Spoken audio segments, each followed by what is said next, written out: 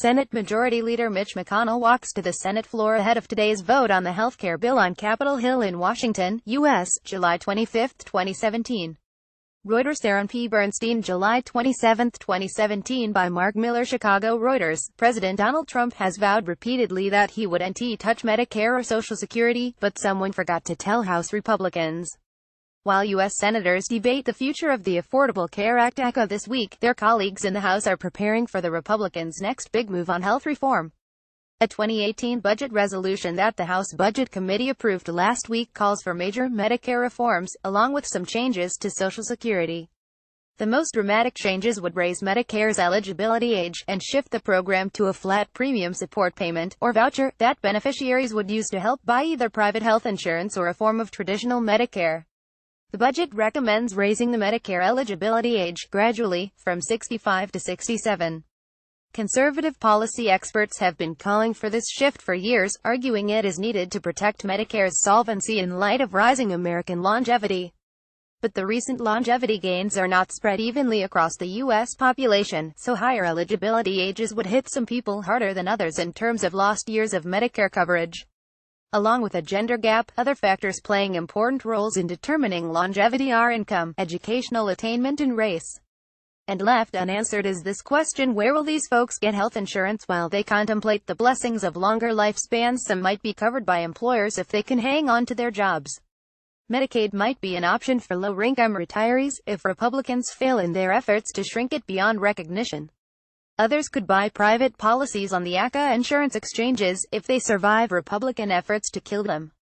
But their cost of coverage would be much higher than under Medicare. Most Medicare enrollees pay no premium for Part A hospitalization, which is funded through payroll tax contributions. They pay a maximum of 25% through premiums for Part B outpatient services and Part D prescription drugs. This year, monthly premiums average $109 for Part B, and $43 for Part D. By contrast, low-cost silver plans in the ACA marketplace average $554 per month this year, according to Avalier Health, a research and consulting firm. Middle-income people who aren't eligible for premium subsidies under the ACA would pay a lot more, said Paul Vandewater, senior fellow at the Center for Budget and Policy Priorities.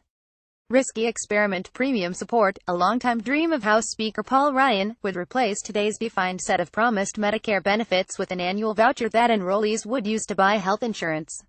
Starting in 2024, Medicare enrollees would buy health insurance from among various competing plans, which could include both traditional Medicare and plans offered by commercial insurance companies. The federal government would pay part of the cost of the coverage through an annual payment, or voucher. The big proposition is that injecting more private health insurance competition will solve what ails healthcare. Yet over the past 3 decades, the per capita cost of Medicare rose at just a 5.6% pace, compared with 6.9% among private plans, according to government data. This would be a big, risky experiment, conducted in real time on our largest healthcare payment system, and on an elderly population with the most intensive healthcare needs. The impact on premiums and total out-of-pocket costs would depend on the specifics of the plan, which are not known at this point. Medicare does face financial pressure, due to the retirement of the baby boomer generation.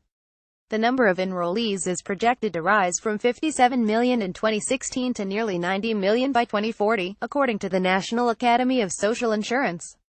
And the size of the workforce paying Part A payroll taxes is growing more slowly.